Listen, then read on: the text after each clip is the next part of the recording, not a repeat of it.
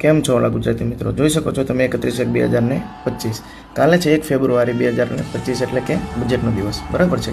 સરકાર કયા સેક્ટર ઉપર ધ્યાન આપી શકે છે એની ઉપર આપણે જરા નજર કરીએ તો સૌથી પહેલાં છે ડિફેન્સ સેક્ટર, બરાબર છે. બીજું છે એગ્રીકલ્ચર અને ત્રીજું છે રેલવે. આ 3 સેક્ટર પર સરકાર વધારે ભાર આપી શકે છે.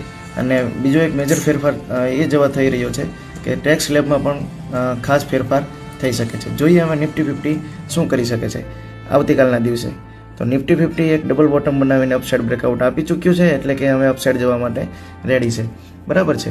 જોઈએ હવે 2024નું બજેટ શું મુવમેન્ટ થયું હતું. 2024નું બજેટનો દિવસ એકદમ સાઇડવેઝ.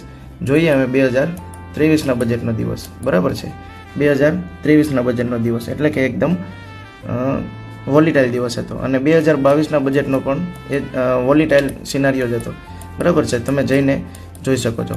તો ખાસ કરીને કાલે શું કરવાનું રહેશે, તો જ્યાં સુધી 10:30 ન થાય, મતલબ કે જ્યાં સુધી બજેટની સ્પીચ શરૂ ન થાય ત્યાં સુધી કોઈએ ટ્રેડ કરવો નહીં, બરાબર છે. જતા રહીએ 15 મિનિટ ટાઈમ ફ્રેમમાં. કાલનો ટ્રેડ પ્લાન જોઈ લઈએ કે જ્યાં સુધી આ લેવલ અપસાઇડ બ્રેક નથી થતું, બરાબર છે, ત્યાં સુધી અપસાઇડ આપણે જઈશું નહીં. તો ખાસ કરીને કાલના દિવસે ધ્યાન રાખવું.